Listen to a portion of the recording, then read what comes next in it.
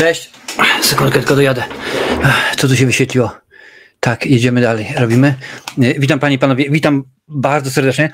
Przepraszam w ogóle za spóźnienie, bo okazało się, że był jeden wielki problem. Słuchajcie, koleżanka do mnie przyjechała z facetem, przyjechali z Polski. Tutaj widzę, że chyba słabo coś słychać. Raz, dwa, trzy, raz, dwa, trzy. Tutaj widzę, że coś słabo słychać, ale już tutaj poprawiam. Ustawienia dźwięku. Mikrofon, czy da się lepiej słychać? Zobaczymy dobrze.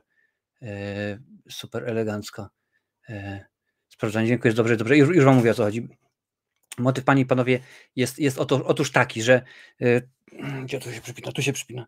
Przyjechała koleżanka do mnie z Polski, no i jak to skoro przyjechała koleżanka z Polski, no to wiadomo, że trzeba było ugościć, więc ugościłem, no i postawiłem na stole, a ona mówię, może przepijesz czymś, nie?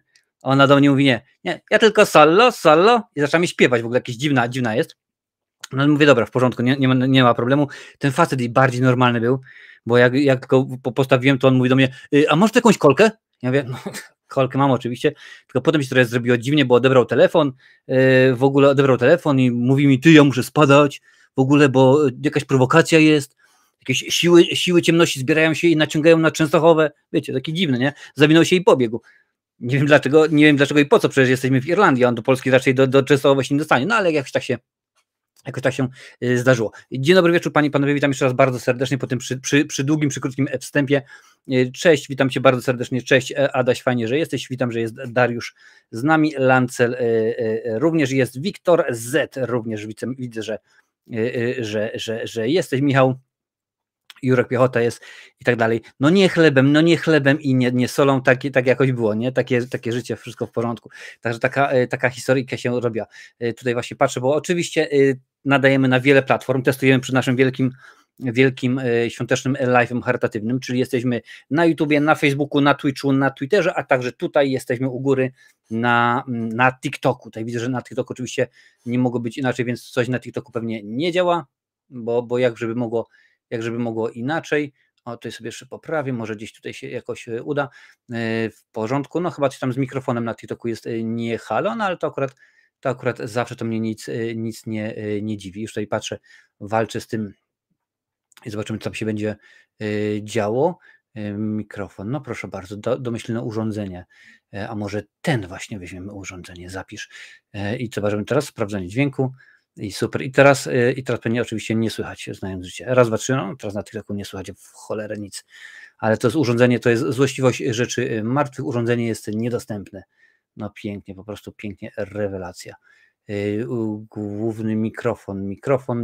Nie no, mikrofon mi chodzi. Chodzi mi o mikrofon ten tutaj. Jaki to jest? Wybierz domyślne urządzenie. No i co? No i pstro. No i sprawdzamy, jeżeli nie pójdzie, to w tym momencie odpalamy i nie będzie, no jak widać TikTok chyba nas nie kocha i nie chce, żebyśmy rzeczywiście coś tam robili. Słuchajcie, dzisiaj dużo ciekawych rzeczy, będzie się działo, bo mamy, no po pierwsze jest do rozwiązania konkurs, no bo jest konkurs oczywiście, że tak, mamy konkurs do rozwiązania udostępnianiowy, czy jakoś tak to się rzeczywiście wszystko no przecież jest włączone, choroba jasna, co tutaj się dzieje z tymi sprzętami, no widzicie, złośliwość rzeczy martwych, coś włączyć, coś przełączyć, nic chyba, dobra, nieważne, nieistotne, jak nie będzie dźwięku, to nie będzie dźwięku i prosto, i koniec, kropka. Słuchajcie, dobra, kończę, bo widzę, że się nie nadaje, nie działa. Do widzenia, TikTok. Jak nie chcecie, to spływajcie. Słuchajcie, dobra, dużo dzisiaj tematów rzeczywiście, bo jak widzicie, o horrorach ma być głównie, no i będzie, bo tego rzeczywiście się narobiło mnóstwo. Oczywiście będzie o horrorach. Czemu? Ponieważ powraca Poltergeist, panie i panowie. Będzie kontynuacja Coś za mną chodzi. Będzie kontynuacja i znamy datę oczywiście już Terrifiera, o tym już mówiłem, pisałem na Twitterze bodajże, ale nie wszyscy wiedzą, bo na YouTubie też. Megan 2.0 również. Nowe szczegóły dotyczące puchatek, krew i miód.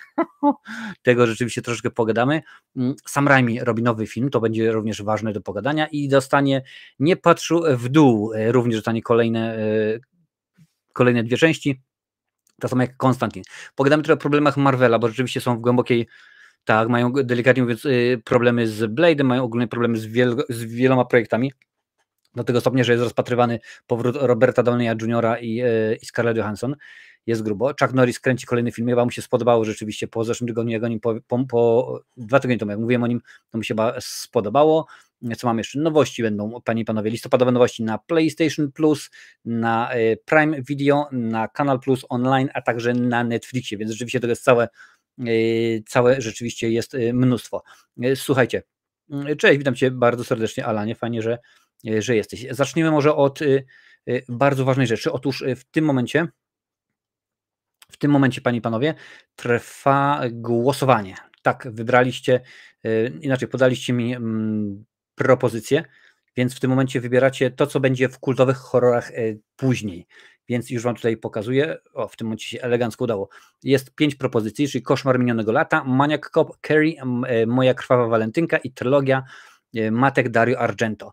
Te 5 propozycji jest, w tym momencie widzę, że jest wielka przewaga Koszmaru minionego lata, Koszmar minionego, następnego, wszystkie te oczywiście produkcje są, także jeżeli macie, jeżeli jeszcze nie zdążyliście zagłosować, to macie czas, proszę bardzo,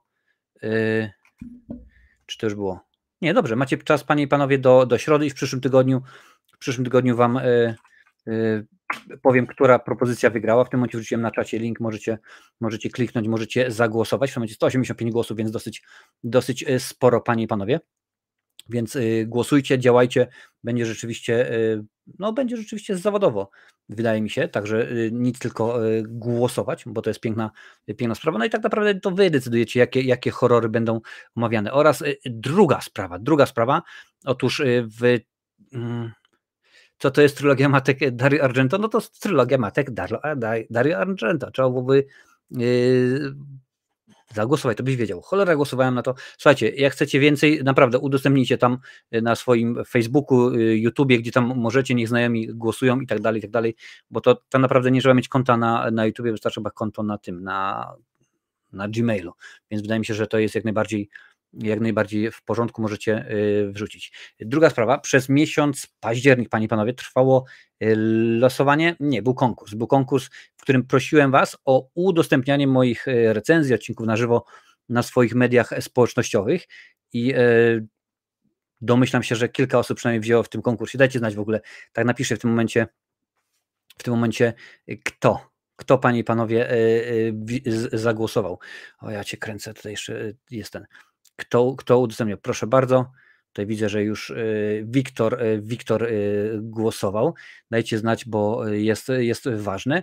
I w tym momencie spośród osób, które wzięły udział i zagłosowały, będzie sytuacja, panie i panowie, taka, że wylosujemy jednego szczęśliwca albo jedną szczęśliwą osobę, która jak najbardziej weźmie udział w naszym charytatywnym odcinku świątecznym i będzie miała w Kuji Filmowym możliwość zmierzyć się z tuzami polskiego internetu.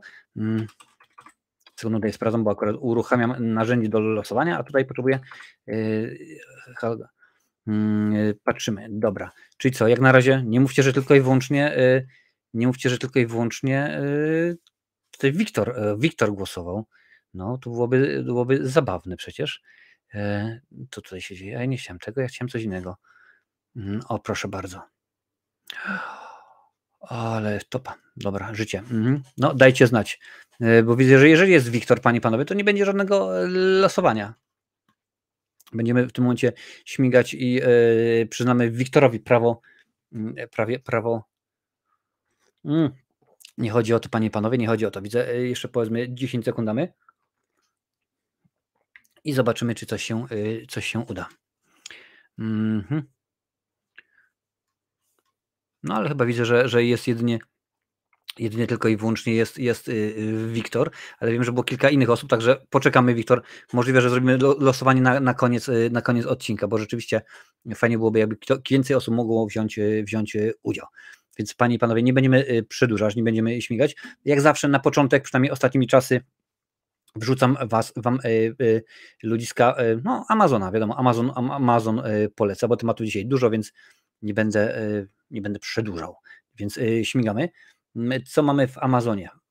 Proszę bardzo, ciach. W Amazonie wiecznie dobry, wiecznie mądry, wiecznie ciekawy Matrix, panie i panowie. Jest to wersja 4K, Cała trylogia jest za, jak tutaj widzicie, 246 zł, więc w miarę no dużo można byłoby powiedzieć. Można kupić tak naprawdę zwykłego Blu-rayasa dużo taniej, no ale akurat wydaje mi się, przy okazji takich filmów jak Matrix, no to zdecydowanie no trzeba być, że tak powiem, na bieżąco i oglądać jak najlepszą wersję, jaką tylko możemy. Tutaj w tym momencie wrzucam wam link do Matrixa, proszę bardzo. Możecie sobie wziąć, kupić, nabyć drogą kupna. Oczywiście ilość jest ograniczonych produktów, a też muszę powiedzieć, że z racji tego, że kiedyś tam skorzystacie z tej oferty, to Amazon mi podrzuci, panie i panowie, kilka złociszy. Tak to się rzeczywiście ma.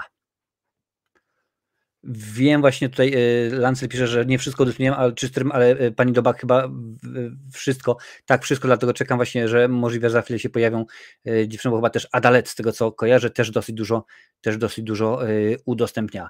Więc pierwszą produkcją, którą chciałem wam polecić, wszystkie te filmy mają polski dubbing, albo lektora, albo napisy. W każdym razie jest dostępna polska ścieżka no, dźwiękowa, krótko mówiąc. Drugim filmem, który chciałem wam polecić, jest to Oblivion. Tu musicie mi podrzucić polski tytuł, bo nie pamiętam jaki jest. To jest akurat również 4K UHD, Blu-rayasy za 83 zł. Wszystkie te linki oczywiście macie w opisie, ale ja również wrzucam wam je teraz na czacie, nieważne gdzie oglądacie, czy to jest Twitter, czy tam X, jak to woli, ja wam to wrzucam i możecie sobie kliknąć. Tutaj jest dostępne 3 sztuki tylko, panie, patrzcie, no tak malutko rzeczywiście produkcji. Fajny film, to jest rzeczywiście film sprzed wielu lat, robimy jego recenzję, ale też było dawno temu na starym kanale. Więc Oblivion tutaj już widzisz, Black Friday Week nadchodzi, odkryj okazję. No super, zobaczymy jak to będzie. I trzecim filmem, który miałem dla was, miałem jeszcze jeden, ale okazało się, że, bo to był Pacific Rim, ale okazało się, że to jest Pacific Rim ten drugi. Także jakoś tak to było. Chyba niepamięć tutaj widzę, Darek wrzuca. Możliwe, ja przyznam, że akurat tytułów polskich to no, od kiedy za granicą jestem ciężko. Trzecim filmem jest Joker. Jest jak najbardziej Joker, ten z Joaquinem Phoenixem, oczywiście w roli głównej. To jest również, panie i panowie, Blu-ray z 4K UHD, 49 zł 99 groszy. No słuchajcie, chyba taniej być nie może. Bo rzeczywiście za taką cenę kupić sobie taki film, no to jest coś pięknego, a zostało 2 sztuki, ale zapasy zostaną niedługo uzupełnione, jak to jest ładnie napisane, także możecie spokojnie śmigać, możecie sobie wziąć, nabyć drogą kupna, jak to mawiała siostra Anastazja i będziecie mogli mieć dla siebie w swoim własnym domcie, możecie sobie oglądać. Dobra, lecimy dalej, bo jak mówiłem już dzisiaj tematów dużo, gdzie tutaj mamy no i oczywiście proszę bardzo, nie przygotowałem proszę bardzo,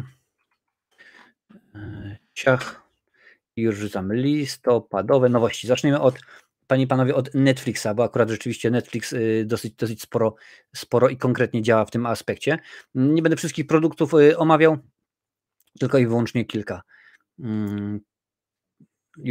Jak Joaquin za 19 na Plons, zgadza się, no rzeczywiście czekamy, wiemy, że to jest Ridley Scott, ale mam nadzieję, że będzie dobre. Jaką mam przeglądarkę, pytasz, Adaś? W tym momencie to, co tutaj widzicie, to jest Google Chrome, aczkolwiek mam tutaj jeszcze na dole, a to nie widzicie już, na dole mam jeszcze oczywiście standardowo tego Windowsowego, czy co to jest, i mam jeszcze Mozilla Firefox, ale akurat głównie korzystam z Chroma, panie i panowie. Dobra, to jest Netflix, nam poleca, no wiadomo, że 1 listopada 6 stóp pod ziemią, czyli serial. Widzę chyba, że wszystkie sezony są także w porządku. Wiek Niewinności, no piękny film, naprawdę piękny, świetny film, obsada jeszcze lepsza, bo to jest Michelle Pfeiffer, jest Daniel Day-Lewis, więc rzeczywiście warto obejrzeć. Nie wszystkie te filmy to są nowości, część z nich to po prostu tylko i wyłącznie tam gdzieś jakaś licencja pozyskana i się rzeczywiście w ten sposób pokazał. Tutaj patrzę, co jeszcze się dzieje. Okej, no głównie omawiam, tak patrzę na takie bardziej, że powiem, znane produkcje. Pewnie coś się znajdzie. Unicorn Academy, no to dla dzieciaków, to jest wiadomo. Onimusza, czy legendarny wojownik z demoniczną bronią w ręku i bractwa samurajów zdołają stłumić powstanie żądnych krwi zombie. No słuchajcie, zombie w czasach feudalnej Japonii to brzmi po prostu rewelacyjnie. Tak, tutaj widzę, że Norbi pisze o YouTubie, zaraz o tym sobie pomówimy. Co tutaj jeszcze mamy dalej? Krawiec. To akurat nie kojarzę. Sly. No i oczywiście jest to Sly, no to film biograficzny o Sylwestrze Stallone i obsada Arnold Schwarzenegger. Pięknie, naprawdę pięknie to zrobione. A to się myślę, że jest Quentin Tarantino. Więc to też jest ważna data 3 listopada, czyli już jest tak naprawdę już jest dostępny. Trzeba będzie pewnie obejrzeć. Patrzę, co tutaj dalej takiego ciekawego w The Klaus Family. No to wiadomo, święta się zbliżają, więc to już musi być, jak to było? Maryśka Karejowa się już rozmraża. Akuma-kun, czyli dalej zostajemy w świecie anime, więc rzeczywiście chyba na to Netflix, widzę, stawia. Co tutaj mamy dalej? Netflix Cup. No, jak się tak patrzę, to niespecjalnie jakieś dużo jest ciekawych produkcji, ale też jest bardzo, jak widzicie, tych produkcji dużo. The Crown serial również jest chyba wszystkie sezony. Co tutaj dalej? Królowie Queenstown, nowość z 23 roku, więc dramat i sportowy.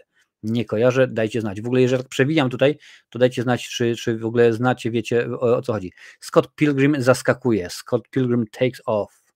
Proszę bardzo, animacja, komedia, fantasy. Aha, myślałem, że to jest film. Animacja, dobra. Patrzymy dalej. Believer, ale to nie jest ten. Egzorcysta, to nie jest Egzorcysta, przynajmniej nie u nich będzie. Squid Game, wyzwanie, The Challenge, reality show. Pogrążeni w świecie Squid Game prawdziwi gracze w liczbie 456 poddają swoje umiejętności i charaktery ciężkiej próbie, żeby wygrać 4,56 miliona dolarów. To jest oczywiście reality show, domyślam się, że to nie jest, no tak, amerykańskie, no bo to oczywiście musi być chyba Amerykanie. I co? I wjechaliśmy do początku? Nie, na sam koniec nas wywaliło, no ale to rzeczywiście, o jest tutaj, proszę bardzo. Patrzymy dalej, co jest. My Little Pony zmienia świat. No, dziękuję bardzo. Akurat na szczęście Maja już wrosła z tego, a Wiktor się tym nie interesuje. Pokémon, podróże, serial. Można sobie również obejrzeć i co tutaj mamy? No, jeszcze kilka produkcji jest, ale że tak powiem, nie ma super świetnego gazu. Pieski gazu. Nie znam. No i kolejne widzę, że jakieś anime się pojawia. No, chyba tym razem Morderczynie. Jakiś kolejny serial, tak? Tak mi się wydaje, bo to jest Morbius. Morbius, przecież to jest tak beznadziejne, no ale dobra. Jeżeli ktoś nie widział, to jest dostępny. Można sobie będzie obejrzeć. No i to wszystko, jeżeli chodzi o Amazona. Nie porywają, przyznam szczerze, jakoś nie zobaczymy jakichś niesamowitych produkcji. Już tutaj patrzę, co piszecie. YouTube Premium podrożał z 17,99 na 24 prawie. Mówi i mojej wersji rodzinnej. No ja akurat YouTube'a Premium nie mam dosyć tych innych platform. Rzeczywiście, no jest dużo, no ale oni to traktują inaczej. No wiesz, jak tak popatrzysz, jak chcesz bez reklam, no ja w tym momencie akurat nie mam problemu, żeby te reklamy mieć, bo tak naprawdę ja już mam, jest Amazon, jest Netflix, jest Disney+, także ja bym miał tak naprawdę jeszcze tutaj płacić, to mi się chyba nie dał rady. Dodatkowo mam przecież kilka wspierań youtuberów, znaczy ja wspieram kilku youtuberów, także troszeczkę długo. Aha, ty masz Operę, no w porządku. Tutaj Lancy pisze, że Onishima była gra, może być nieźle. No mam nadzieję, że będzie rzeczywiście trochę fajne. Maryśka Karejowa się rozmraża. No, słuchaj, w ogóle motyw było, bo słyszałem, widziałem, wczoraj coś oglądałem i pokazało mi się reklama nowego albumu Cher. Mówię, Cher wydaje album, super, świetnie. I reklama, pierwszy w jej karierze album z piosenkami świątecznymi. Myślę, aha, no to dziękuję bardzo. Proszę bardzo. Cześć, witam Cię bardzo serdecznie. Jakieś nowości do kolekcji? Na razie żadnych nowości nie, bo po prostu jest za dużo. Jak tutaj widzicie, normalnie tutaj są poukładane rzeczy, ale w tym momencie tutaj już tak stoją bezczelnie en face do nas, no bo nie mam gdzie już ich dawać, nie mam gdzie ich wrzucać, więc na razie do kolekcji nie mam żadnych nowości. Dobra, lecimy dalej. Natomiast z nowościami listopadowymi, bo rzeczywiście jest ich dosyć dużo, tym razem nowości od Kanal Plus Online. Co oni tutaj nam wrzucili tym razem. Już tutaj patrzę. The Office.pl sezon 3 od 3 listopada po 3 odcinki w każdy piątek, więc to już możecie oglądać, jeżeli ktoś jest rzeczywiście wielkim fanem. Kolejna produkcja to jest Wyrwa, Bartosz Konopka, reżyser nominowanego do Oscara Królika po berlińsku, a także twórca m.in. Lęku Wysokości, przeniósł na ekran powieść jednego z najpoczciejszych polskich pisarzy, Wojciecha Chmielarza. O, proszę bardzo, ja Chmielarza lubię. No, proszę bardzo, można byłoby zobaczyć. Mafia Mamma, kolejna produkcja, Your Honor, czyli sezon 2. Jeżeli znacie, to możecie sobie oglądać. To chyba Bryan Cranston jest. O, zgadza się, Bryan Cranston, proszę bardzo. Prawdziwe życie aniołów. O, no to jest Krzysztof Globisz, świętej pamięci, twórca Zakochanego Anioła, Anioła w Krakowie, Artur W. Baron, opowiada kolejną historię. No czyli trzeci film można jak najbardziej obejrzeć. Bliscy.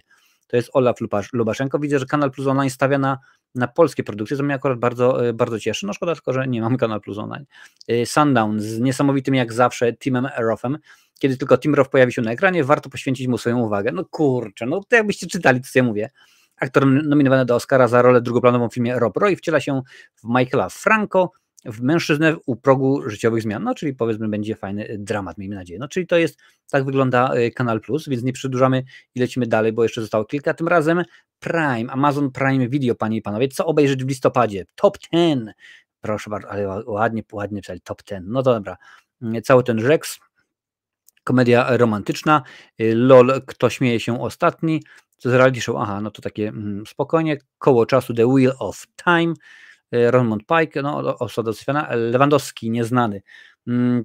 Patrzyłem ostatnio, ale chyba tego nie mam w abonamencie, inaczej, chyba tego przynajmniej nie było jakiś czas temu dostępne w Irlandii, więc jeżeli widzieliście, bo ponoć tam panowie z kanału sportowego oglądali, mówili, że nawet nie najgorzej. Patrzymy dalej, co mają ciekawego. Continental w sieci Johna Wicka, no to wiadomo, że w tym momencie jest wszystkie odcinki omówione. Gen V, czyli odskocznia od The Boys. 007 Road to a Million. Reality show, proszę bardzo, nowy film o Jamesie Bondzie, to raczej kwestia, dobra. Niezwyciężony Invisible, nowy sezon jest, także można sobie jak najbardziej obejrzeć. Prime Video to tylko 49 zł za rok. Wiem, ja to mam cały czas powtarzam, co jakiś czas tam wam wrzucam to do głowy. I kolejna i ostatnia w tym momencie nowościowa rzecz, czyli PlayStation Plus, panie i panowie. Tutaj akurat nie jest wiele, bo w listopadzie wrzucają nam takie tytuły jak Mafia 2 edycja ostateczna, Dragon Ball The Breakers, Aliens Fireteam Elite. Więc te 3 produkcje można sobie zobaczyć. No Mafii chyba nie trzeba tłumaczyć, Dragon Ball też, Aliena, no słuchajcie, Aliena chyba rzeczywiście nie trzeba mówić o Jałcia. Wróci Jałcia, to się już myli, no ale to mi się tak myli i to wszystko. Już tutaj patrzę, co piszecie. Jarek pisze, że ja na HBO Max oglądam Batman Animated Series i wiesz, no to jest po prostu genialny serial, naprawdę.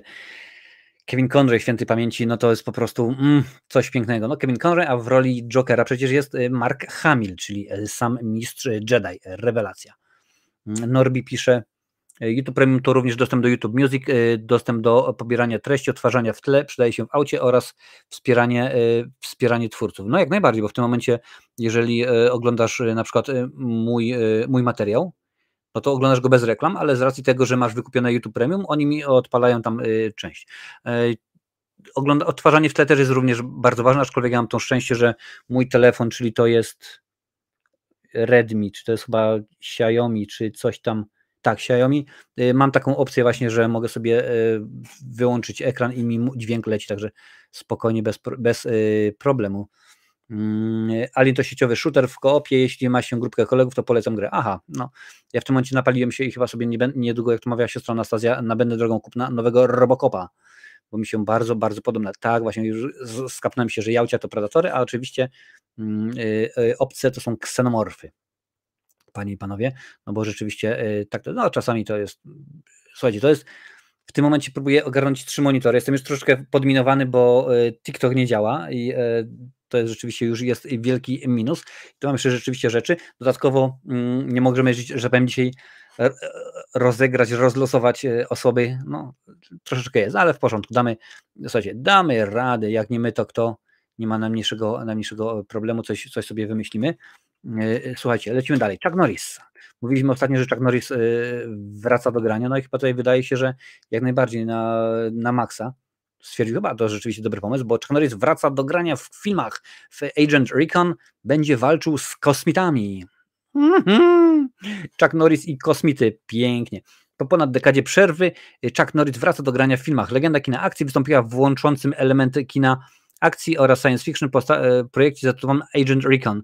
W obsadzie znaleźli się Mark Singer oraz Derek Tink. Ja chyba o tym mówiłem ostatnio przecież. Ten ostatni wyreżyserował scenarzystą, film premiera ma zaplanowane.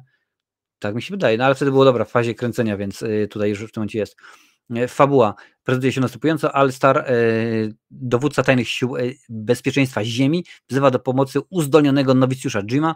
Młody wojak ma dołączyć do misji dowodzonej przez zaprawionego w bojach pułkownika Greena. Polega on na śledzeniu tajemniczych zakłóceń energii w bazie w Nowym Meksyku, w której prowadzone były ponoć eksperymenty z pozaziemską technologią. Wkrótce oddział Marines spotyka się na swojej drodze z złowrogą istotę, która cechuje się nadzwyczajną siłą i prędkością, a także zdolnością kontrolowania pozbawionych wolnej woli wojowników. Trójka bohaterów musi stawić czoła niepowstrzymanym hordom, aby odkryć prawdę na temat wrogiej fortecy obcych i zapobiec zagładzie ludzkości. Ojoj. Brzmi jak połowa książek, które przeczytałem ostatnio. No, zobaczymy, jak to będzie wyglądało. Szukaliśmy okazji do współpracy z legendarnym Chuckiem Norrisem, aby mógł zaprezentować swoje nadal wyjątkowe umiejętności walki, mówią producenci filmu. Byliśmy podekscytowani, gdy natychmiast dołączył do filmu po przeczytanym scenariuszu Dereka Tinga. Nie możemy się doczekać, aż jego wielbiciele zobaczą go znowu w akcji. Znowu w akcji. Cudnie, po prostu cudnie. Czy to jest produkcja, którą chcemy zobaczyć? No nie, to jest produkcja taka, która po prostu może być, może powstać i to wszystko, nic specjalnie nas to rusza, no ale niech będzie. No coś tak jest, ale wiesz co, motyw jest, zaraz do czeka, ale motyw z tym YouTube'em było tak, że to było od nich, bo nawet później, ja to chyba nawet wrzucałem na dziale społeczności, że okazało się, że to było ogólnoświatowe, że nie działało, także nic innego, tylko YouTube, po prostu serwery ich nie wytrzymały. Chuck Norris i Kosmity, mam nadzieję, że taki będzie polski tytuł, tak. Znaczy wiesz, co mi się wydaje, Dariuszu, że oni pewnie coś polecą w stylu, nie no, chciałem powiedzieć, Walker Earth Ranger, wiesz, że Chuck Norris Strażnik Ziemi, ale to byłoby za grubo, ale widzę, że Jarek lubi ten serial. Czy zamierzasz robić... Tak, taki jest plan, żeby Robocopa na live'ie. Nie wiem w tym momencie, czy to będzie tak samo jak tutaj w tym momencie, że ogrywam go i pokazuję to przez Restream, czy tylko i wyłącznie na przykład na Twitchu albo na starym kanale. Zobaczymy jeszcze, nie wiem. Na razie patrzę, ogarniam, próbuję. Tutaj już patrzę, co piszecie. Norbi. Ostatnio czytałem coś o nowym Terminatorze End of War z Arnoldem i Johnem Ceną. Coś wiesz na ten temat? Tak, to jest tylko i wyłącznie plotka. Nic tutaj się w tym momencie nie zgadza, nic się nie potwierdziło. Arnold najprawdopodobniej już nie wróci do roli Terminatora. Tam jest w ogóle problem, ponieważ Tim Miller, który robił ostatniego, powiedział, że on już więcej nie chce współpracować z Jamesem Cameronem, bo niby tylko był, powiedzmy, scenarzystą oraz producentem, ale wpierniczał się do wszystkiego, więc tutaj będzie ciężko, bo domyślam się, że każdy reżyser, który teraz, no bo nie czarujmy się, Terminator spadł strasznie na łeb, na szyję i tak na dobrą sprawę jemu tylko można zacząć od nowa, żeby to rzeczywiście miało sensownie, więc trzeba wziąć jakiegoś aktora, który będzie się do tego nadawał. Czy robić taką samą fabułę? Polimeryzowałbym, bo akurat tutaj temat jest dosyć konkretnie wyczerpany, a poza tym no, nie czarujmy się, 1 i 2 bardzo dobrymi filmami są, nieważne czy pierwszy traktowany jest bardziej jako horror, drugi jako sci-fi, no ale rzeczywiście w tym momencie póki co nic. John Cena, wiem, że Dwayne Johnson, to znaczy wrócił na chwilę do wrestlingu, John Cena póki co na razie się nic się nie dzieje, przynajmniej jeżeli chodzi o Terminatora. Tak, Chuck Norris zasadzi kopa lewą nogą z prawego półobrotu, tylko on potrafi trzasnąć obrotowymi drzwiami. Chuck Norris nie żyje, tylko śmierć mu się boi o tym powiedzieć. No wiecie, tak to rzeczywiście jest. Prędzej sobowtóra, no chyba, że 80 facet ma krzepę. No słuchaj, tak Steven Seagal nie ma 80, a i tak w większości swoich filmów w scenach akcji używa kaskaderów. Walker Space Ranger, proszę bardzo. Dariuszu, wykup sobie TM, trademark, znak jakości i w tym momencie jakby do ciebie przyszli, to jak najbardziej śmigaj. W rogu kupuję prawa za muzykę z filmu, pamiętaj, tak pamiętam, ale jeżeli będzie ogrywane na Twitchu, to akurat wtedy na Twitchu nie powinno być tego problemu. Próbowali od nowa z Genesis i to była tragedia. No właśnie próbowali od nowa z Genesis, ale tam akurat rzeczywiście dużo było hardkorów. Proszę bardzo, w końcu jest Adalet, będziemy mogli pewnie za chwilę głosować. Czy słyszałeś, że będzie serial Duch? Tak, i za chwilę sobie o nim pomówimy, bo dzisiaj będzie duża dawka horrorowatych rzeczywiście informacji Adalet, także będziemy na końcu odcinka na końcu odcinka będziemy rozlosowywać z październikowego udostępniania, a o horrorach będzie bardzo, bardzo rzeczywiście dużo dzisiaj. Słuchajcie, to przechodzimy do Marvela, bo rzeczywiście Marvel delikatnie mówiąc ma problemy. Okazało się, że chcieli dobrze, a wyszło jak zawsze, ale to akurat tutaj jest dosyć bardziej zawodowo, ponieważ nie wiem, czy śledzicie na bieżąco Lokiego, tam się dużo rzeczy dzieje. Nie będę wam jeszcze mówił co jak, bo akurat jutro wyjedzie recenzja, mam nadzieję, że wyjedzie recenzja ostatniego odcinka, który się pojawił i najprawdopodobniej szykuje się nam reset, ale słuchajcie, sytuacja jest taka, że oryginalnie Avengers wrócą, Marvel rozważa taką opcję jak, że Robert Downey Jr. i Scarlett Johansson, czy tam Johansson jak to woli, znów powrócą. No oczywiście byłoby to trochę bez sensu, ale jak przecież oni zmarli, o co chodzi? No w tym momencie chodzi o to, że jest reset, ale słuchajcie, zobaczymy co to napisali. W 2019 roku, w momencie premiery widowiska Avengers Koniec Gry, Marvel był na szczycie świata. Niestety tytuł hitu okazał się proroczy, bo w ostatnich latach studio ma problemy z utrzymaniem jakości produkcji oraz z podtrzymaniem zainteresowania fanów. No trudno się z tym nie zgodzić. Czy ratunkiem w takiej sytuacji może być powrót oryginalnych Avengers? Jak donosi magazyn Variety, powołując się na swoje źródła, Marvel rozważa dramatyczny ruch, który ma odwrócić zniżkową tendencję studia. Podobno pod uwagę brany jest plan przywrócenia oryginalnej drużyny superbohaterów z pierwszej części Avengers. Oznaczało to by powrót m.in. Roberta Downeya Jr. oraz Scarlett Johansson, których postaci odpowiednio Iron Man i Czarna Wdowa zginęły w końcu gry.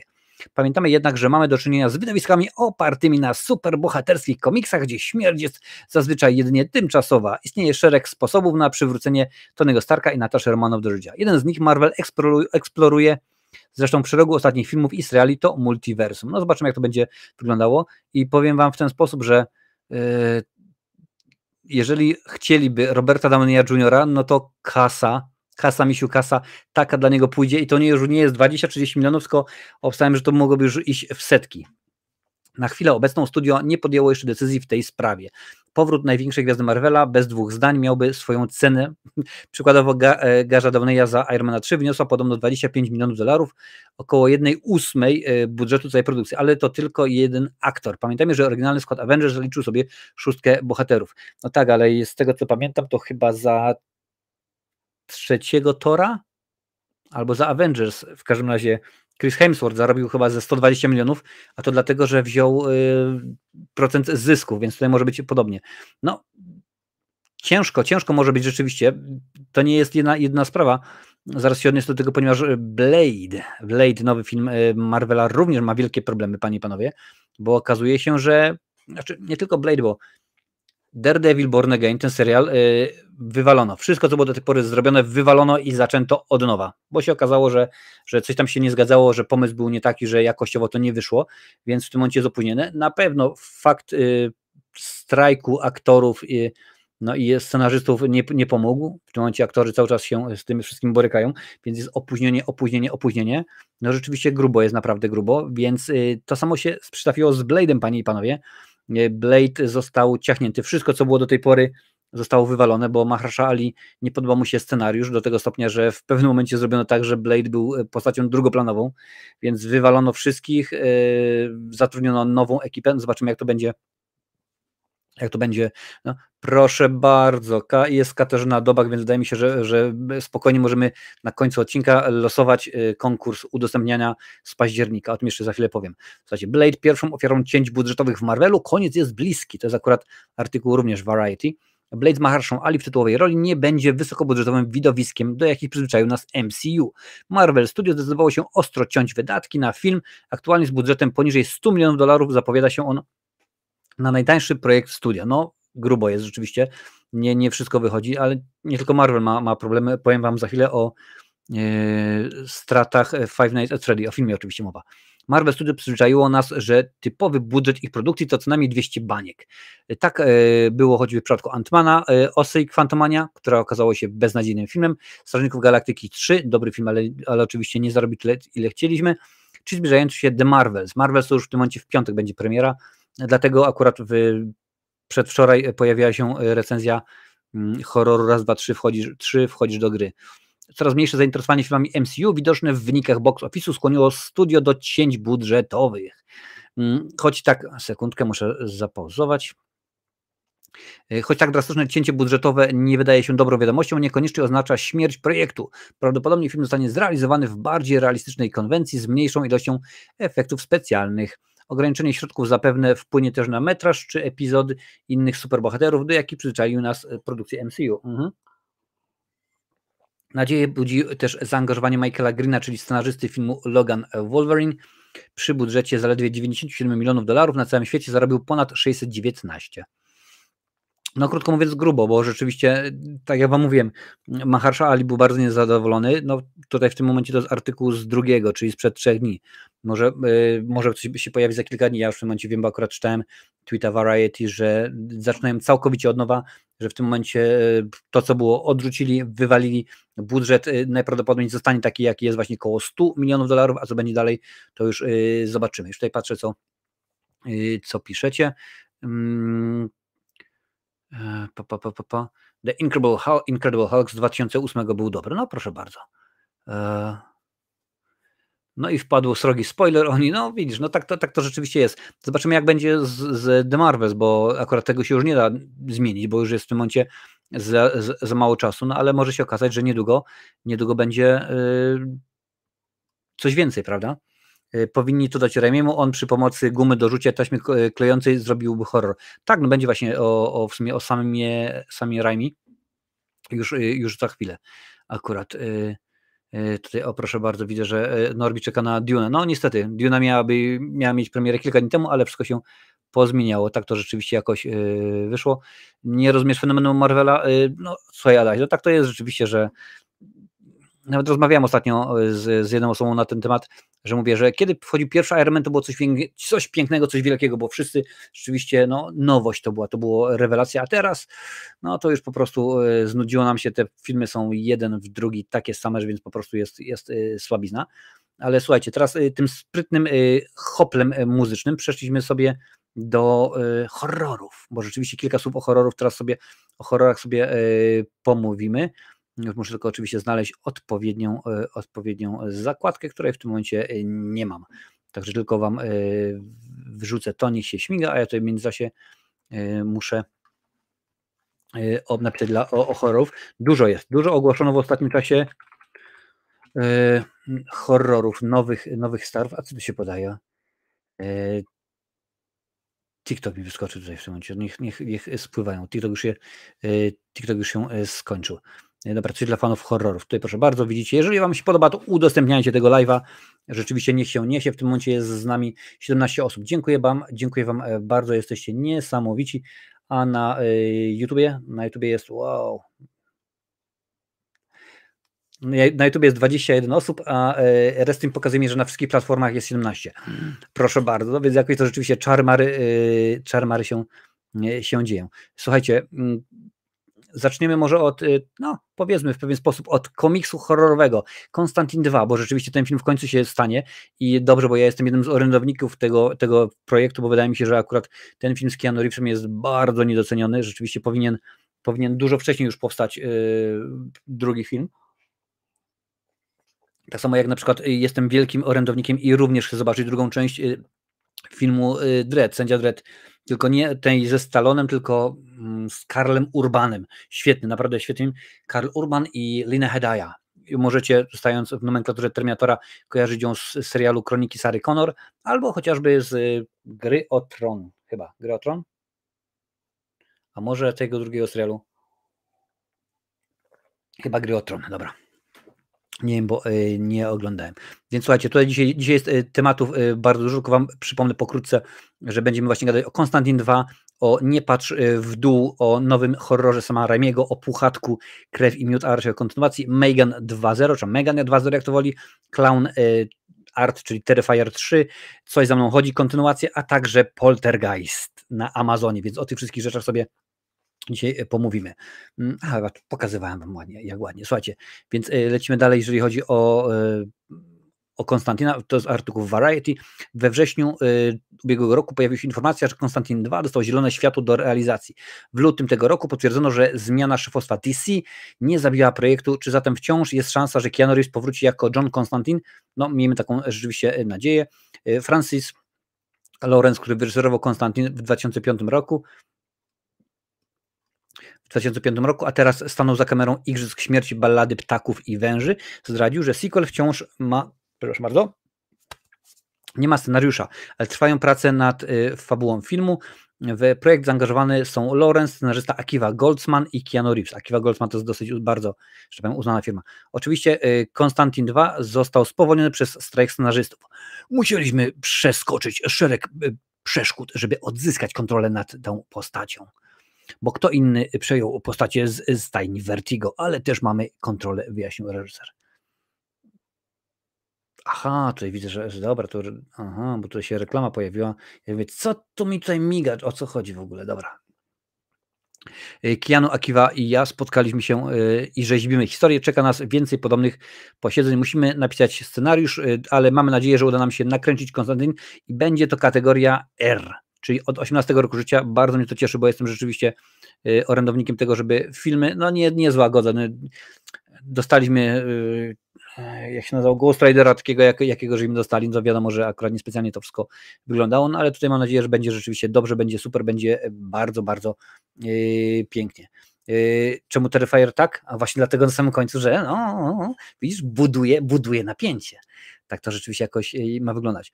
Tutaj ta informacja mnie w ogóle nie interesuje, ponieważ film Nie patrz w dół obejrzałem sobie no gdzieś tam z 2, może 3 miesiące temu nadrobiłem sobie i stwierdziłem, że tak głupiego filmu też dawno nie widziałem, mimo że ostatnimi czasy akurat jakoś nie mam szczęścia do dobrych produkcji, no bo jeżeli tak popatrzycie, no to czekajcie, zaraz akurat wejdę na chwilę na kanał i zobaczymy, co tutaj się dzieje. Popatrzcie, tak, teraz była premiera, premierowo, 1, 2, 3 wchodzisz do gry. No nie jest to rzeczywiście wybitne kino. Cukierek albo Psikus, wiadomo, że film stary, ale okej, może być, szału nie ma. Five Nights at Freddy's, nie podoba mi się.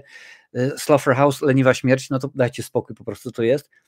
Aha, no tutaj jeszcze jest Titanic 666, ale to jest dla wspierających, to jest moja Greckenstein, więc rzeczywiście to nie są dobre projekcje i tak naprawdę jeżeli popatrzymy na inne horrory, no to niespecjalnie jest rzeczywiście bardzo, bardzo, bardzo dobrze, no dobra, nie będę sprawdzał dalej, jest raczej, krótko mówiąc, ciężko, jest słabo z dobrymi produkcjami i wydaje się, że cały czas lata 70., 80., 90. to był najlepszy okres dla horroru, bo wtedy dostawaliśmy dużo ciekawych postaci, a teraz to każda kolejna to jest jakaś bzdetna fabuła, byle po prostu krew się lała i na końcu zostawić furtkę do drugiej części albo do franczyzy, żeby zrobić serial, bo w tym momencie, jeżeli film się nie obejrzy w kinach, no to jest szansa na to, że on się kliknie na Amazonie, na Disneyu, na Netflixie, no i jest szansa, że rzeczywiście ten film jakiś tam pieniądze zarobi. No dla mnie to jest słabe, dla mnie to jest tandetne, to mnie się nie podoba.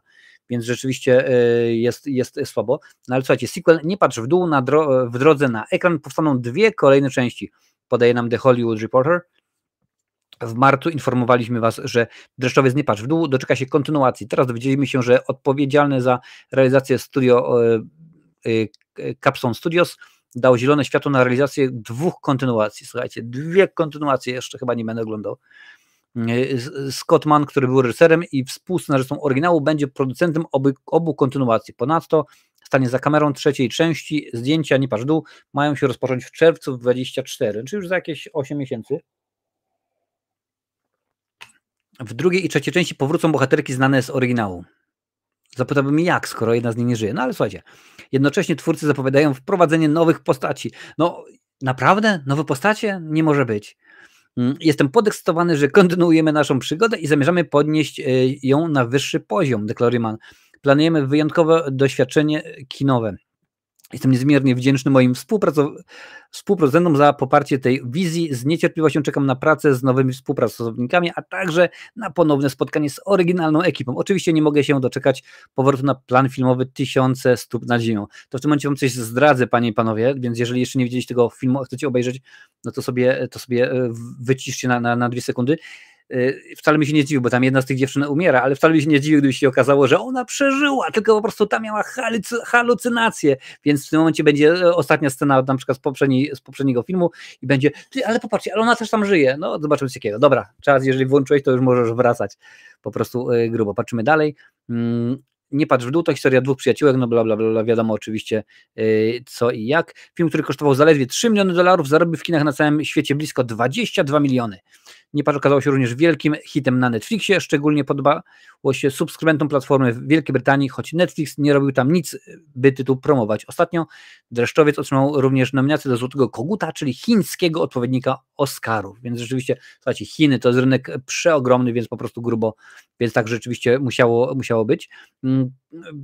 Wiem, co wam miałem mówić. Five Nights at Freddy's, miałem wam o tym filmie chwilę powiedzieć, bo motyw jest taki, że teraz jest drugi tydzień w kinach i okazało się, że Five Nights at Freddy's zanotował spadek, jeżeli chodzi o oglądalność, o 78%. Czajcie, prawie 80% mniej osób poszło na film w drugim tygodniu, więc rzeczywiście grubo. Cześć Katarzyna, witam Cię bardzo serdecznie. Fajnie, że do nas dołączyłeś. Życzę miłego wieczorku. My również i cieszymy się, że tutaj jesteś. Co to jest to, na co ta dziewczyna się wspina? Pierwszy raz widzę taki słup. To jest jakiś przekaźnik, jakaś antena, coś takiego, wiesz, w ten sposób to jest potraktowane, jakiś nadajnik bardzo.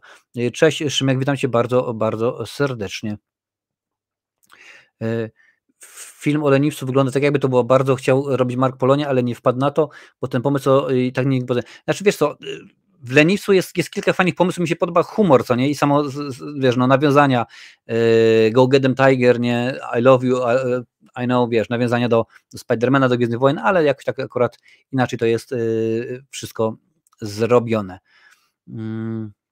Jak ktoś kojarzy fabułę Alan Wake, to go takie rozwiązania nie dziwiłoby. No na pewno, ale wiesz, no też ile razy możemy się dać robić w konia, wiesz, no traktują nas jak frajerów, o widziałeś coś film? Nie, czyli to mi w tym momencie przypomina chyba 5., 6., 7. część Halloween, gdzie wiesz, na końcu się zawsze okazywało, że zabili Michaela, po czym zaczynamy film tą samą sceną, ale okazuje się, że jednak nie, wiesz, tam w jednej części jest przecież Jamie Lee Curtis odcina mu głowę, tylko po to, żeby mi się w kolejnej wiedzieli, że odcięła głowę, ale to nie był Michael Myers, tylko w tym momencie Michael tam przebrał się za strażaka, a siebie i tak, wiesz, no, jakieś takie głupoty, więc po prostu masakra po prostu jest to, co się dzieje. Cześć Jerewanisz, witam Cię bardzo serdecznie. Ciekawe, czyja recenzja to spowodowała. No nie wiem, na pewno nie moja. Słuchajcie, ale mistrz, czyli Sam Raimi, panie i panowie, wraca do horrorów. Co wyjdzie z połączenia Misery i Cast Away? Nowy film Sama Raimiego, jak podaje nam Joe Blow. Sam Raimi, który w ostatnich latach skupił się w kinie fantasy, Oz wielki, potężny i superbohaterskich widowiskach, czyli Doctor Strange ostatni, wraca do korzeni. Twórca Martwego Zła wyreżyseruje horror zatytułowany Send Help, czyli Przyślijcie pomoc. Nie, taki jego tytuł polski dystrybutor nie da. Projekt powstaje dla Sony. A co wiem o tym filmie? Proszę bardzo. Send Help, czyli nowy horror Sama Raimiego, opisany jest jako połączenie Misery z Cast Away. Misery oczywiście... Kathy Bates, tak, rewelacyjna, a Cast Away, wiadomo, film z Tomem Hanksem. Scenariusz napisał Mark Polonia, ja no żartuję, Mark Swift i Damian Shannon. Z produkcją ma rozpocząć się na początku przyszłego roku.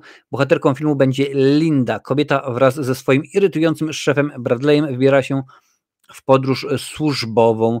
Niestety ich samolot rozbija się na odizolowanej od świata wyspie, a jedynymi ocalałymi z katastrofy są właśnie oni. Linda, która ma umiejętności pozwalające jej na przetrwanie w ekstremalnych sytuacjach, staje się dla Bradley'a jedyną nadzieją na przetrwanie. Sam Raimi zyskał status kultowego, oczywiście przy okazji Martwego Zła, no to w tym momencie nie musimy mówić, nie musimy więcej powtarzać. No i jestem za, a nawet przeciw, jak mawiał pewien prezydent, bo kto jak to, no ale on umie zrobić dobre kino. Więcej mu tych filmów wychodzi niż nie wychodzi. No ten Oz, wielki, potężny, jeżeli to jest to, co ja myślę, to jest, no tak, no to akurat nie było rewelacyjne, ale to było dawno temu i już na szczęście nikt o tym filmie nie pamięta. Może rzeczywiście tak samo będzie i tutaj, że rzeczywiście dostaniemy fajny film. Czy nowe Oszukać, Jarek się pyta, czy nowe Oszukać znaczenie wyszło? Oszukać nowe jeszcze nie ma, ale domyślam się, że już niedaleko, już bliżej niż dalej, bo w tym momencie kontynuacji dostajemy tyle, że po prostu masakra. Także jest grubo. Słuchajcie, Puchatek teraz nowy, czyli Krew i Miód. Nowa przerażająca twarz Puchatka na pierwszym zdjęciu z sequela Krwi i Miodu. To jest akurat z Collider The Hollywood Reporter. Słuchajcie, ja wam zaraz pokażę to zdjęcie. Napiszcie mi, z czym wam się kojarzy? Bo z tego, ja jak go zobaczyłem, to od razu mi jedna postać filmowa przyszła do głowy. Dajcie znać, z kim wam się kojarzy ten wygląd. Puchatek Krew i Miód to jedna z największych box office sensacji. Przy budżecie poniżej 100 000 film zarobił $6 milionów. Nic dziwnego, że szybko podjęto decyzję o realizacji sequela. Teraz producenci udostępnili zdjęcie, na którym możemy zobaczyć nowe, przerażające twarz tytułowego bohatera. Możecie ją zobaczyć poniżej. Słuchajcie, już wam pokazuję. To jest on. Jak on wygląda dla was? Z kim wam się kojarzy ten nowy Puchatek z drugiej części? Jaka postać filmowa wam się kojarzy? Jaka wam postać filmowa przychodzi do głowy, jak widzicie nowego Puchatka? Bo ja w tym momencie no mam. Tutaj proszę bardzo, Wiktor pisze, że Jeepers Creepers. Tak jest, dokładnie, to samo przyszło mi do głowy horror show, to jest Grinch, panie i panowie, to jest Jim Carrey z Grincha. Cześć, witam cię bardzo serdecznie. Jak zobaczyłem go, to mówię, no proszę, dajcie spokój, przecież to wygląda, jak w jedynce to wyglądało źle, to tutaj to wygląda tandetnie, no i tak sobie myślę, to grubo, po prostu grubo. Co wiemy o kontynuacji? Proszę bardzo, już wam mówię, szczegóły fabuły nie są znane, wiadomo jedynie, że ofiarami krwiożerczego misia o bardzo małym rozumku będzie grupa młodych dziewczyn, które trafiły do 100-milowego lasu w trakcie podróży kamperem. Premiera zapowiedziana jest na walentynki przyszłego roku.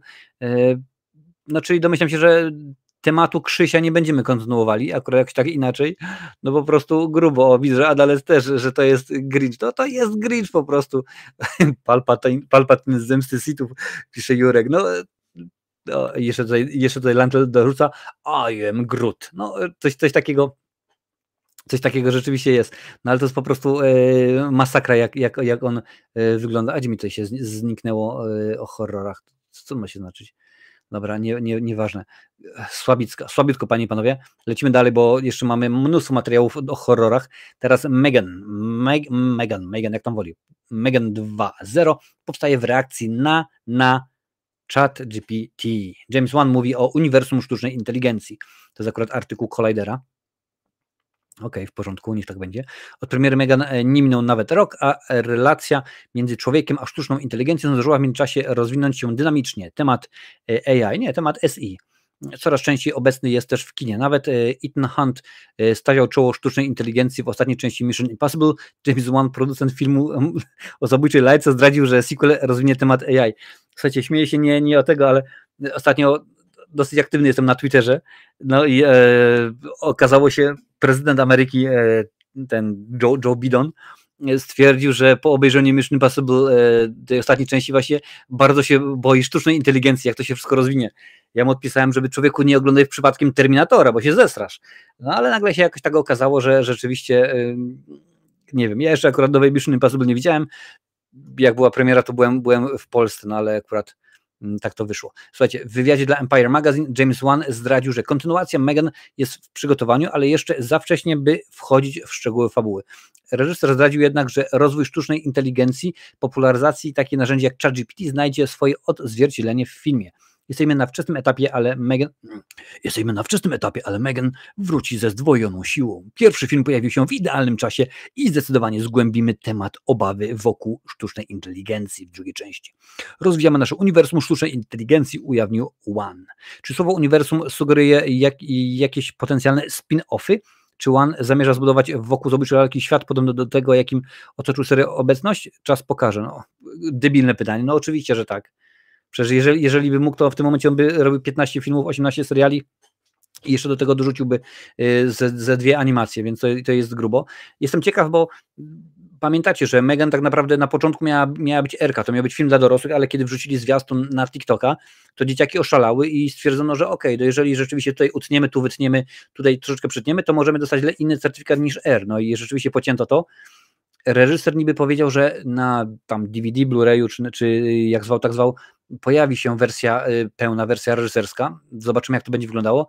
No mam nadzieję, że będzie rzeczywiście, no ale biorąc pod uwagę, że to był sukces kasowy właśnie dlatego, że były dzieciaki, domyślam się, że raczej to będzie w ten sposób potraktowane. Już tutaj patrzę, panie i panowie, co piszecie. Jednak nie bym tak się śmiał z niego, bo za 20 lat ten film stanie się kultowym horrorem. Na szczęście, Jurku, ja już omówiłem go, bo była recenzja Bluzgana, czy nie, już nawet nie pamiętam, w każdym razie była i omówiłem. Joe Biden ma 81 lat, więc świat zdominowany przez sztuczną inteligencję raczej nie zobaczy, on nie ma się co bać. No, ostatnio mnóstwo na Twittera wjeżdża właśnie rzeczy odnośnie niego, że tam wiesz, że książkę trzyma źle, czy że miał jakiś, powiedzmy, wyjąć coś. Szkoda gadać, nie mówmy o polityce, ale po prostu facet jakiś dziwny jest. Mi się Meghan podobała, liczę na dobrą kontynuację. Tak, no ale rzeczywiście były sceny, kiedy widać było, że na chama bezczelnie po prostu jest wycięte albo coś jest wrzucone, jak to jest. To tak samo jak Terrifier 3 zrobili PEGI. Nie no, Terrifier 3 jest tak? Tak mówisz? Ja nawet nie wiedziałem, że akurat... Ale zobaczymy, bo o Clownie Arcie, panie i panowie, pomówimy teraz. Właśnie teraz, w tym momencie Clown Art wjeżdża na pełno, jak to się mówi, czyli Clown Art powraca. Znamy datę premiery Terrifiera 3, podaje nam Variety. No i to jest artykuł z przedwczoraj, ale też się pochwalę, że akurat że o tym wiedziałem wcześniej, bo jak mówiłem i powiem po raz wtóry, jestem bardzo ostatnio aktywny na Twitterze, a tam akurat Variety, no co by tu nie mówić, bardzo sobie dobrze sobie radzi, więc jak chcecie, to możecie tutaj, proszę bardzo, pokazuję wam, możecie wejść na Twittera, zobaczyć, zaobserwować, właściwie Twitter, teraz powinienem powiedzieć chyba Xa, no ale nieważne, jak zwał, tak zwał, w każdym razie możecie tam wbić, możecie zobaczyć i możecie sobie ze mną pogadać. Akurat tam gadamy tak naprawdę na wiele tematów, dużo więcej niż tutaj. Clown Art powraca, dobra, to jest Variety. Clown Art zaatakuje ponownie, jak podaje Cinemaverse i Bloody Disgusting, Terrifier 3, trzecia odsłona cyklu Damiena Leon, trafi na ekran amerykańskich kin 25 października, czyli tak naprawdę na Halloween. Ja przypominam, że w tym momencie filmy o Clownie Arcie są omawiane w cyklu Kultowe Horrory. W zeszłym tygodniu pojawił się Cukierek albo Psikus, teraz będzie 2, a potem siłą rzeczy oczywiście Terrifier 1, 2 i odcinek o tym, jak seria powstawała, a kiedy już Terrifier 3 wejdzie, będzie mówione ponadprogramowo w tymże cyklu. Morderczy Clown Art to postać stworzona przez Damiana Leona, reżysera, który rozpoczął karierę jako charakteryzator i twórca praktycznych efektów specjalnych w niskobudżetowych filmach grozy. Bohater ten po raz pierwszy pojawił się w jego krótkich metrażach The Ninth Circle i The Terrifier, a następnie w pełnometrażowym debiucie horrorze Cukierek albo Psikus. No tak naprawdę to jest to samo, także no ale dobra, nieważne. Większy rozgłos zyskał dopiero za sprawą Terrifiera 2, zrealizowany za zaledwie $250,000. Horror przyniósł $11 milionów zysku, stając się box office'ową sensacją. Sensation. Film miał... Ten się znowu drze, ten z Częstochowy, coś mi krzyczy. Zrealizowany, film miał być przerażający. Czekajcie, tutaj muszę pokazać, bo reklama, wiecie, że reklama dźwignią handlu, oni mi za to płacą, a ja na tym zarabiam tyle, że już do tego kupuję nowy jacht. No właściwie ponton. Film miał być tak przerażający, że widzowie o słabych nerwach i żołądkach mieli mdleć i wymiotować w trakcie seansów. Tak też o tym słyszałem. Może mnie to czeka, bo jeszcze ani 1, ani 2 nie widziałem, panie i panowie, przyznam się bez bicia. Terrifier 3 zapowiadany jest jeszcze bardziej hardkorowa produkcja z większym budżetem, paskudniejszymi morderstwami i jeszcze bardziej odjechaną fabułą. Ciekawe, tutaj zobaczymy, czy wiemy coś na temat jakiegoś certyfikatu, no ale tutaj widzę, że nie ma nic. Także no zobaczymy, jak to będzie. PG-13, nie, to będzie na bank jakaś RK. Aha, dobra, tutaj wszyscy myśleli, że art. No zobaczymy, jak to będzie z tym artem, aż nawet sprawdzę sekundkę, zobaczę na IMDb, czy coś wiemy na temat właśnie trzeciej części. Jeżeli coś się ciekawego pokaże, to wam już wam podrzucę. Plot kept under wraps, czyli nie wiemy nic oczywiście o fabule. O, proszę bardzo, są jakieś ciekawostki. Już wam pokażę, ale to i tak oczywiście jest po angielsku, także okej, no to że studia się. Frank Stallone was in talks to play Jesus, but turned it down. Czyli Frank Stallone, brat Sylwka Stallowego, miał zagrać Jezusa, ale okazało się, że nic z tego nie wyszło. No i dobra, no i mamy tak to będzie wyglądało z artem. Nie ma nic więcej, żadnych informacji, żadnych szczegółów na temat tego, czy jaki jest budżet, co, gdzie, jak i kiedy. No ale zobaczymy, może rzeczywiście coś fajnego się w tym wszystkim urodzi, panie i panowie. Już patrzę, tutaj piszecie na temat powinny zrobić nowe Gremliny? Wiesz co, nie wydaje mi się, Jarku, bo akurat Gremliny według mnie trzymają się dosyć dobrze, bo no technicznie no, można powiedzmy plucie, że rzeczywiście to i tamto, ale mi się akurat wydaje, że to nie jest taki film, który musi mieć dobrą technologię. Ja na przykład niedawno bo teraz co piątek robimy z Mają Kino Bambino i tak włączam jej, powiedzmy, klasyki, ewentualnie produkcje, które powinna znać, co nie?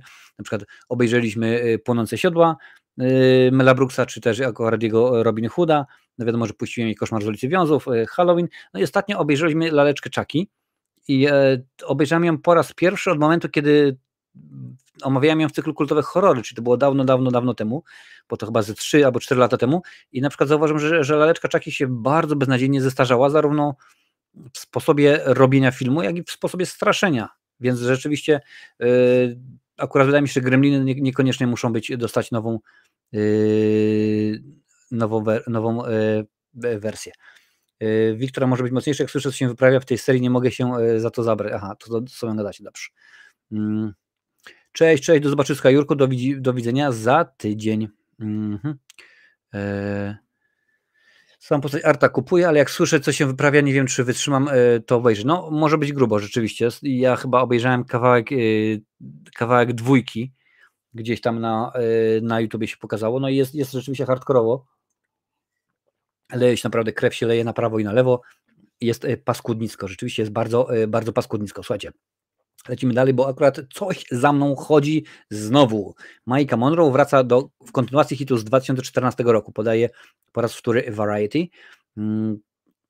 Ogłoszono kolejny gorący projekt, który zostanie zaprezentowany światu podczas najważniejszych targów filmowych AFM. To They Follow, czyli sequel kultowego horroru Coś za mną chodzi. Jestem ciekaw, bo It Follows, to znaczy Coś za mną chodzi, a They Follow, czyli oni za mną chodzą. Zobaczymy, jak to rozwiążą nasi tytułolodzy. Za projekt odpowiadać będzie studio Neon. Zdjęcia planowane są na przyszły rok. Szczegóły fabuły nie zostały na razie ujawnione. Wiemy jednak, że za kamerą stanie autor oryginału David Robert Mitchell. Gwiazdą będzie zaś Maika Monroe, która ponownie wcieli się w postać Jay High. Film chyba nie wydaje mi się, że nie trzeba nikogo przedstawiać, ale został nakręcony za grosze i jego budżet wyniósł zaledwie $2 miliony. Film spotkał się z bardzo dobrym przyjęciem wśród widzów. W Ameryce zarobił ponad $14,600,000. Kolejne 8,6 pochodziło z kin na całym świecie, więc jak tutaj widać ponad $23 miliony, więc rzeczywiście bardzo fajnie, a na dodatek film nie jest zły. Akurat rzeczywiście to jest dobry horror, to jest rzeczywiście ciekawa fabuła i mam nadzieję, że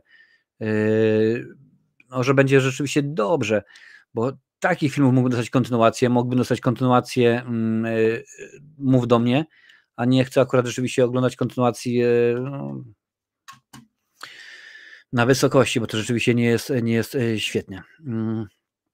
Konglomerat podcastowy zrobił podcast o Terrifier. Oni rzeczywiście dobre robią materiały, także jeżeli lubicie, można wysłuchać, obejrzeć, czemu by nie.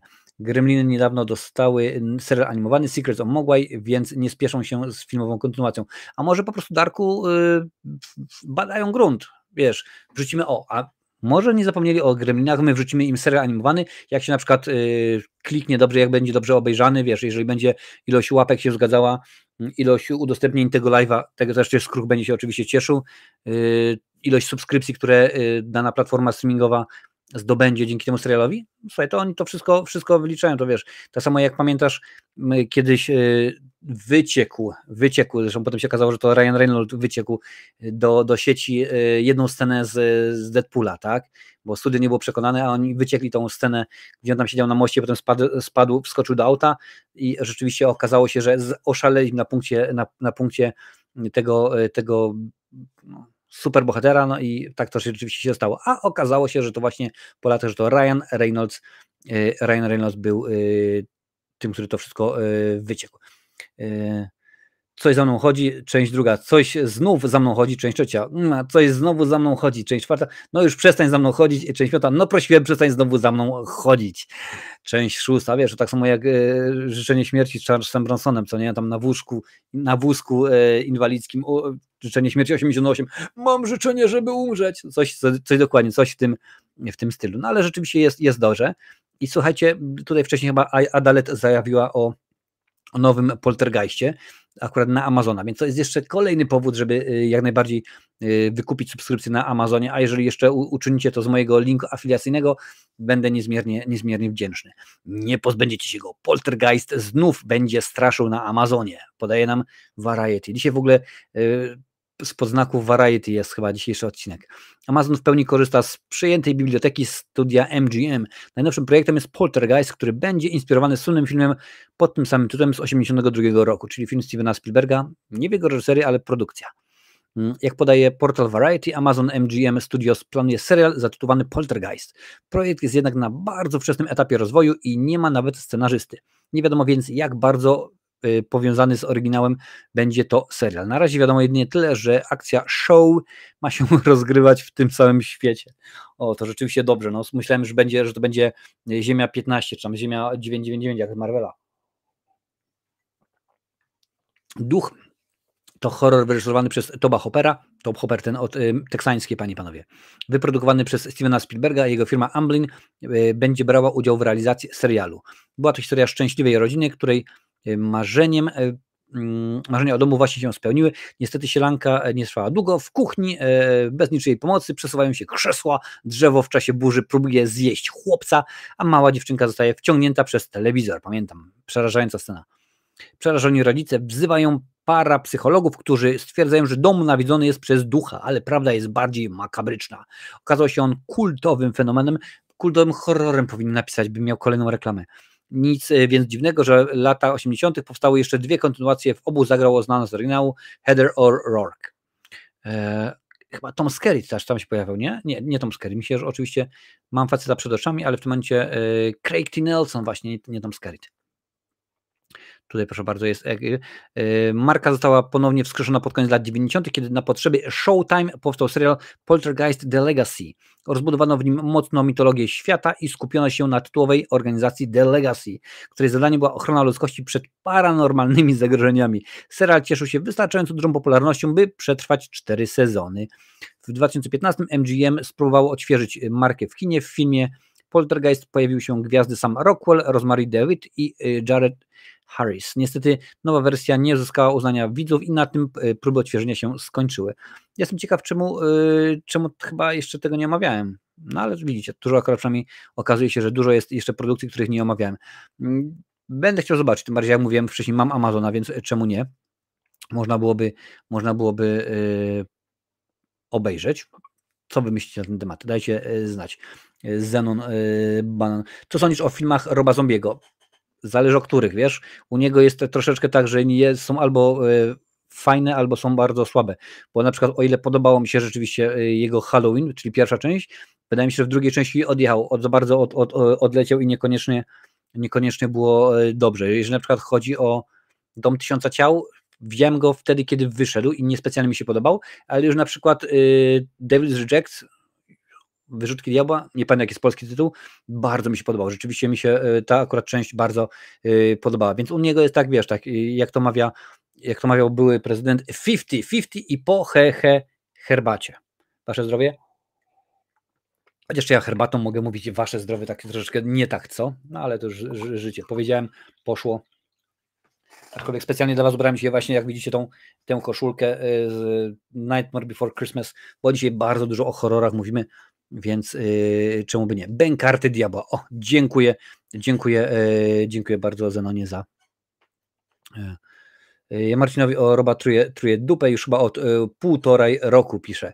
No, co ja ci poradzę, stary? No akurat tak to jest. No, w tym momencie tak jest, bo dobrze wiecie, że w kultowych horrorach pojawiają się głównie serie, tak? No, Koszmar z ulicy Wiązów, Halloween, Crittersy i tak dalej. No w tym momencie na przykład jest dla mnie nowość, bo pojawia się Art, a w tym momencie Art tak naprawdę łączy 2 inne serie. No, powinienem teoretycznie zrobić Cukierka Psikus 1 i 2 ciekawostki, Terrifier 1 i 2 ciekawostki, z czego na przykład w Cukierka Psikus 2 w ogóle Arta nie ma, więc nie powinienem robić, no ale akurat jakoś tak akurat rzeczywiście zrobiłem, że wyszło. Może kiedyś zrobimy tak, że co? Może akurat wymyślimy cykl i będzie na przykład dzisiaj firmy Roba Zombiego. Chociaż jak mówiłem, Halloween było już zrobione. Dobra, tutaj jeszcze sekundkę. Motyw taki. Będziemy zaraz robić losowanie, panie i panowie. Wylosujemy osobę, która się pojawi w odcinku specjalnym. Już wam przypomnę, o co chodziło. Otóż chodziło o to, że prosiłem, ażeby przez miesiąc październik udostępniać moje recenzje, top 10, jak oni się zmienili, odcinki na żywo i tak dalej. I wśród osób, które to zrobią, rozlosujemy miejsce w konkursie, w quizie świątecznym. W tym roku odcinek charytatywny świąteczny jest 17 grudnia. Wezmą w nim udział Lincoln, Galeria Horroru, Brody z Kosmosu, a także Kocham Kino. No i oczywiście moja skromna osoba. I dodatkowo weźmie osoba jedna z Was właśnie udział. I wśród osób, które udostępniały moje materiały przez październik, rozlosujemy. Także rzeczywiście będziemy teraz losować, tylko mam problem, bo akurat narzędzie, którego do tej pory używałem do losowania, nie działa, bo to był StreamYard i akurat tam jest to podpięte pod konkretnego live'a, a w tym momencie używam innej aplikacji, więc zobaczymy, jak to mogę zrobić. Zobaczymy, czy coś tutaj się uda. W tym momencie kombinuję. O, maszyna losująca zwycięzców. Niech tak będzie. Ok, liczę uczestników, dziel ich do siebie przeciwnymi. Dobra, słuchajcie, teraz używam Restreamu, wiesz? Próbuję, patrzę, bo w tym momencie akurat on tak samo jak i StreamYard pozwala mi, żeby wrzucać na wiele platform, bo w tym momencie jesteśmy na YouTubie, na Facebooku, na Twitchu i na Twitterze, w LX-ie. No i testuję, próbuję, wiesz, bo akurat ze StreamYardem jest dobra aplikacja, no ale nie czarujmy się, jest droga, bo to jest prawie 30 euro miesięcznie, a biorąc pod uwagę, że kanał aż tyle nie zarabia, no to stwierdziłem, że spróbuję inaczej. Tutaj jest taniej, ale też troszeczkę inaczej. Wydaje mi się, że również kodowanie dźwięku jest inne, bo oglądałem wczoraj odcinek poprzedni, no i rzeczywiście dźwięk jest inny, troszeczkę z mikrofonem to jest niekoniecznie, ale tak, no właśnie tutaj znalazłem losowanie online, liczba zwycięzców, czekajcie, spróbuję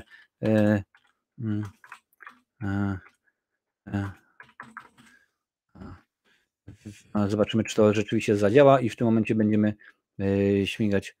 O, jest, dobra, słuchajcie, więc wpiszcie mi w tym momencie na czacie, kto udostępniał, kto i gdzie, najlepiej gdzie udostępnialiście moje materiały, to rozlosujemy w tym momencie osoby, które to będą. Tutaj mamy, proszę bardzo, ja akurat wziąłem taką jakąś maszynę, losowanie online, będziemy wpisywać list uczestników, więc na pewno wiem, że Wiktor Z na pewno udostępniał. Zobaczymy, kto będzie kolejną osobą. Oczywiście czekam, aż tutaj jesteście. Mam nadzieję, że i jest. Chyba była Adalet, mi się wydaje. Katarzyna Dobak, proszę bardzo. Katarzyna i chyba jeszcze była Adalet, ale czekamy na potwierdzenie od niej, a może jej nie ma, to w tym momencie byłoby zdziwienie. Także, ale zobaczymy jak to jest. Ja sobie w międzyczasie herbatkę łypnę. Tak, Katarzyna, akurat to widziałem, także jak najbardziej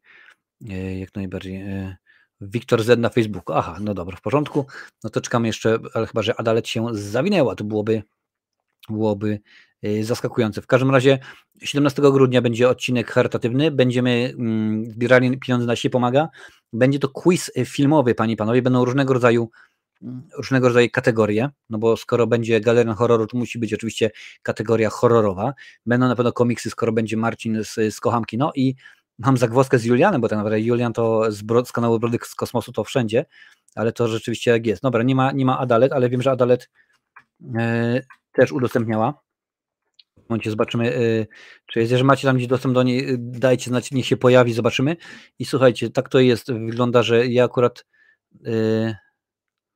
nawet w aktualnościach jest część, ale to nie za bardzo wiem, o co chodzi. Dobra, słuchajcie, losujemy. Mamy 3 osoby. Wiktora, Z, Katarzynę i Adalet, więc losujemy tylko jeden zwycięzca. Ja daję szansę innym, nie jestem fotogenicznym, zmieniłem tylko 3/4 materiałów. Oj, normalnie żółta kartka, czy 2 żółte kartki i wiesz. Więc dobra, spróbujemy, zobaczymy, jak to wyjdzie, panie i panowie. 3. Jakiś temat o figurkach, no zobaczymy. No, będziemy się cały czas poruszać oczywiście w tematyce kulturalnej, czy wiesz, filmy, komiksy, gry, muzyka może niekoniecznie. No zobaczymy. Na pewno mam nadzieję, że uda mi się jakieś hasła wymyśleć, które będą w stanie ich zagiąć. Mam już kilka oczywiście pytań wymyślonych, ale to akurat wydaje mi się, że będzie fajnie, bo powinno potrwać to kilka godzin. Lincoln to wiadomo, że obcy, czyli ksenomorf. O, tym razem się nie walnąłem, tym razem się nie walnąłem. Słuchajcie, losujemy. 3, 2, 1, 0, start. I wygrała Adalet. No i co ja teraz mam zrobić? O, proszę bardzo, Adalet, ja udostępniam, ale rezygnuję z den. No to dobra, no to w porządku. Czyli usuwamy, czyli Wiktor albo Katarzyna, więc skoro Adalet rezygnuje, także tutaj wam pokazuję, że Adalet rezygnuje, ale dziękuję bardzo za to, że udostępniałaś. Jest mi niezmiernie miło, to losujemy, panie i panowie. 3, 2, 1, 0. No właśnie Martin, nie, bo chodziło o to, żeby ten kanał jak najbardziej rozpropagować, żeby jak najbardziej skoro przez miesiąc te osoby się starały, no to nie mogę teraz akurat zrobić inaczej, więc lecimy. 3, 2, 1, 0, start. Katarzyno, proszę bardzo, mamy zwycięzcę, Katarzyna, więc wygrałaś, więc zwyciężyłaś. Odezwij się do mnie, no jesteś na Facebooku, więc odezwij się do mnie Messengerem, ogarniemy to wszystko i 17 grudnia wraz z Lincolnem, Lincolna znacie, bo już kilka razy była, poza tym montuje moje materiały, wraz z Galerianem, Julianem z Brud Kosmosu, a także Marcinami dwoma pojawisz się i będziesz odpowiadała na pytania filmowe, growe, horrorowe, różnego rodzaju. Także jak najbardziej gratulujemy, oczywiście, że gratulujemy, jest super. Przecież oglądać Czarny Demon o rekinie słabiutko niestety, no ale jak już wiesz, film nosi tytuł Czarny Demon, jest o rekinie, także wiesz, Kasiu, nie zawieź nas za gości. Fajnie byłoby, co? Jakbyś nagle okazało, że na przykład są pytania horrorowe i Katarzyna wie, a Rafał nie wie, co? Albo są pytania o ksenomorfy i Lincoln jest a Kasia, proszę bardzo, i tak dalej, i jedziemy, nie? Tremy nie ma po co mieć tremy, słuchaj. Zrobimy w ten sposób, że utworzymy grupę na Facebooku, tam gdzie będziemy, ja wam wytłumaczę, o co chodzi, bo akurat zasady sobie już też wymyśliłem, zasady sobie już ułożyłem gdzieś tam w głowie, więc nie będzie. Proszę bardzo, to jest bardzo dobry pomysł, żeby zareklamować Discorda. Już tutaj muszę popatrzeć, czy ja go dziś tutaj mam wrzuconego w tym. Nie ma, ale panie i panowie, jest w opisie, jak najbardziej możecie wejść. Tutaj w tym momencie wejdę w opis i skopiuję wam. Mamy Discorda. Zresztą obecny tutaj Wiktor prowadzi tegoż Discorda, panie i panowie. Już wam tutaj wrzucę link, możecie wejść, tam jest dosyć fajnie się dzieje. W ogóle dużo medii społecznościowych, o proszę bardzo, już wam tutaj wklejam, możecie wbić.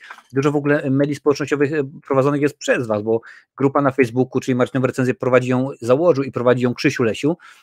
Jak mówiłem wcześniej, Discorda prowadzi Wiktor Z. Proszę bardzo, możecie kliknąć, to jest link stały, tak, nazywa się Discord imienia Patryka Wegi chyba, albo Patryka Wegety, jak tak, możecie wbić.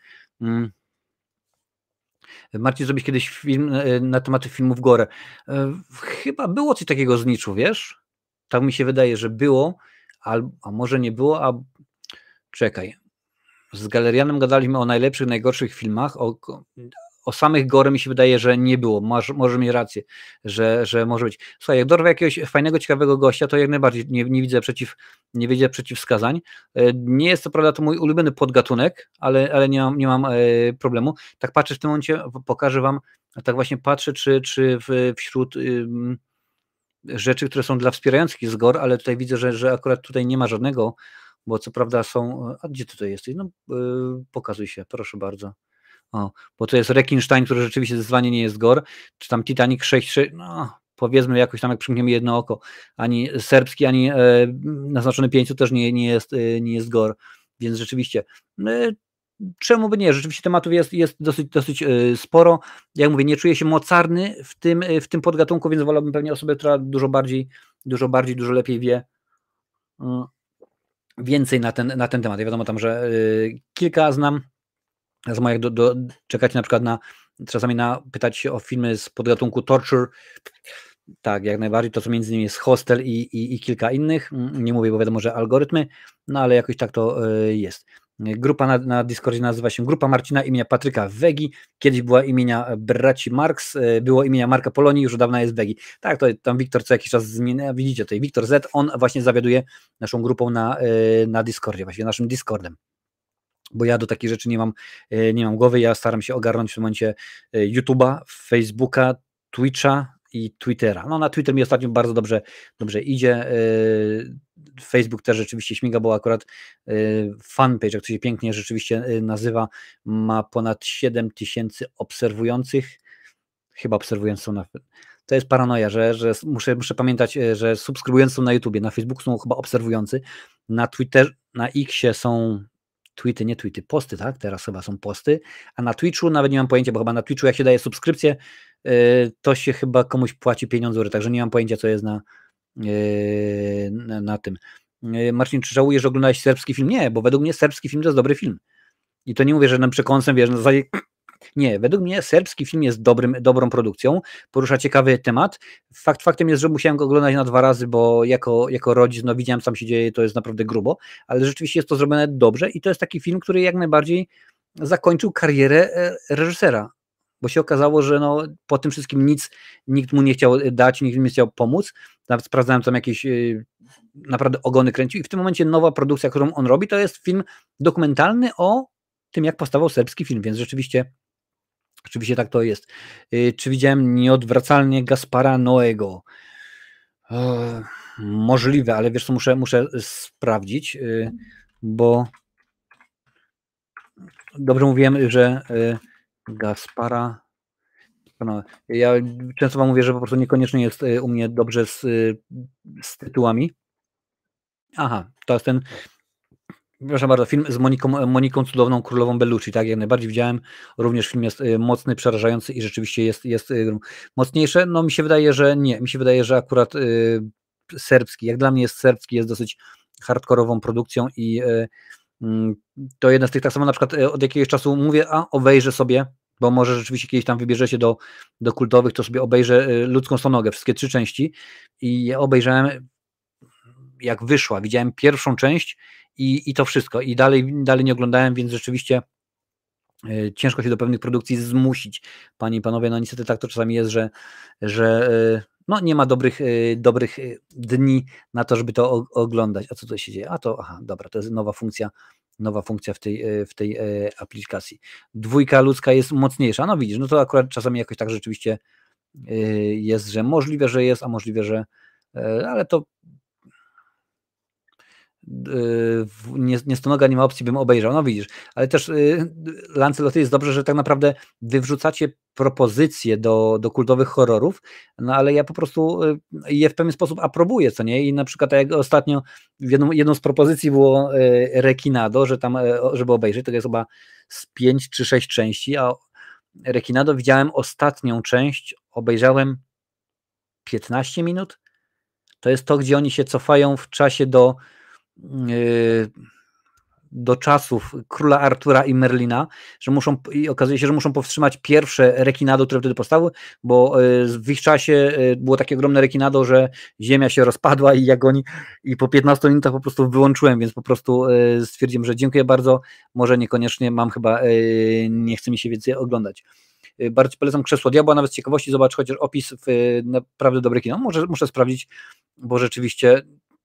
Tylko też pamiętajcie, że akurat horrory to jest tyle, jeżeli chodzi o tego, co oglądam, bo jest to po prostu jeden z gatunek.